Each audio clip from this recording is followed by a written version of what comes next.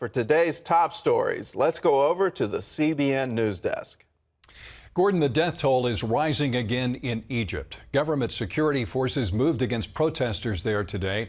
Those protesters want ousted President Mohamed Morsi to be returned to power. Reportedly, at least 15 people have been killed. Ephraim Graham has the story. From the air and the ground, Egyptian security forces fired tear gas into two sprawling camps on opposite sides of Cairo early Wednesday. Riot police moved in with armored cars and bulldozers to break up the massive sit-ins staged in support of ousted President Mohamed Morsi. It is the latest chapter in months of turmoil in the country. In July, massive protests forced the military to remove President Mohamed Morsi from power. Then, Morsi's supporters, backed by the Muslim Brotherhood, fought back with sit-ins, giving birth to massive camps in Cairo, like this one. It has its own restaurants, barbershops, and a fully functioning hospital with millions of dollars worth of donated equipment. We are here. We will stay here. We will stand here. This camp has been home to thousands of Morsi supporters for more than a month. They've simply ignored orders from Egyptian police and the military, who have promised to dismantle the camps. It's not about making a point. Oh, we made a point a long time ago. It's about teaching the army a lesson. You do not belong on the political scene. You do not have the right to choose sides. Ephraim Graham, CBN News. The status of Jerusalem will be one of the key issues in the peace talks that begin today between Israel and the Palestinians. The U.S. is brokering the talks, which are in Jerusalem.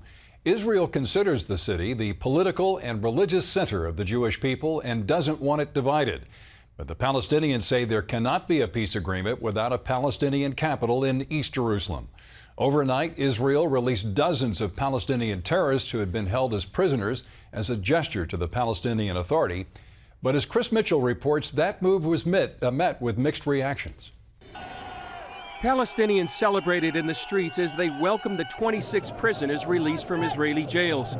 Most had been convicted of stabbing, hacking, clubbing, or shooting to death Israelis and Palestinian collaborators.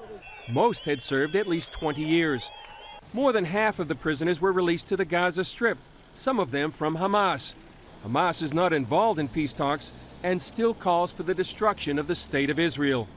Israelis across the board were angry over the release of terrorists. Some protested after the Supreme Court rejected a petition by victims to delay the release. We came here to say enough is enough. 8 times they released murderers and terrorists that brought us more murders. This was just the first of several releases of 104 terrorists intended to help negotiations. There's a complete media blackout regarding the Israeli-Palestinian talks, but expectations here are low that they'll lead to an agreement. Chris Mitchell, CBN News, Jerusalem. Here at home, more challenges for a baby who was born severely deformed. Last year, we brought you the story of baby Adam. He was given a second chance thanks to the love from total strangers. Lori Johnson tells us about Adam's progress and the difficulties that lie ahead.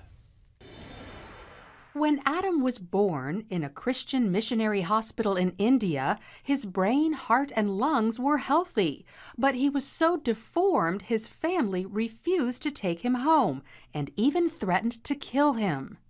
So hospital employees Jessica and Rajapal Raj adopted Adam and quickly found Christians in America who helped him, like Dr. John Van Alst, who spearheaded Adam's treatment. Giving deeply, sacrificially, is one of the greatest godsends that we can have in our lives. Now, a year and a half later, Adam's doing great. He laughs a lot, learns, crawls everywhere, and has a new brother, Elliot.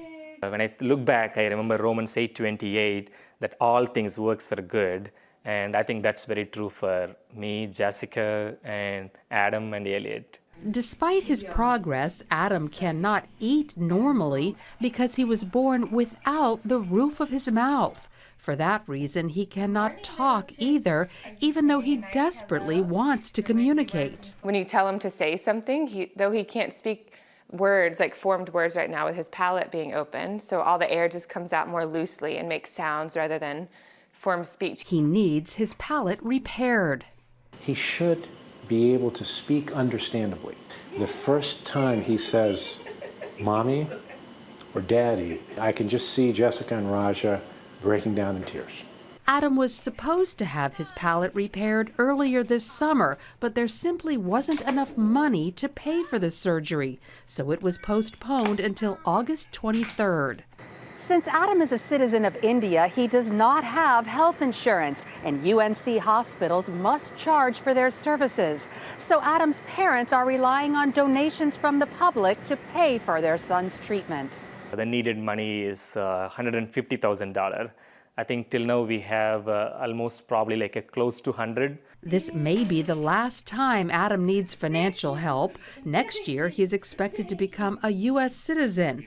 That means insurance will likely cover his future treatments like nasal reconstruction, prosthetic legs so he can walk, and new hands for a tighter grip.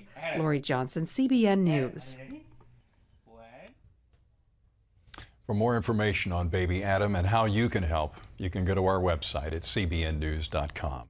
The American pastor imprisoned in Iran is suffering from increasing pain from his internal injuries. The American Center for Law and Justice reports that Pastor Saeed Abedini sustained those injuries from intense beatings since he's been imprisoned for his faith. Iranian authorities did allow him to be treated by a doctor at a local hospital, and he's been on medication. But his pain has gotten so bad that at one point he fainted. His family was able to see him briefly earlier this week. A Christian couple in Iowa has received vicious threats for refusing to rent their business facility for a same-sex wedding. And theblaze.com reports they fear their business could shut down. Dick and Betty Odgaard own an art and framing flower shop in Grimes, Iowa. A gay couple wanted to use it for their marriage ceremony, but the Odgaards refused because of their Christian convictions. Then they began receiving the threats, many of them vulgar, and their business has lost money. The Odgaards say they have business associates, friends, and former staff members who are gay and have nothing against them. And they say they would serve the gay couple in any other way. You can find out more about these stories and get the latest from CBN News by going to our website at cbnnews.com.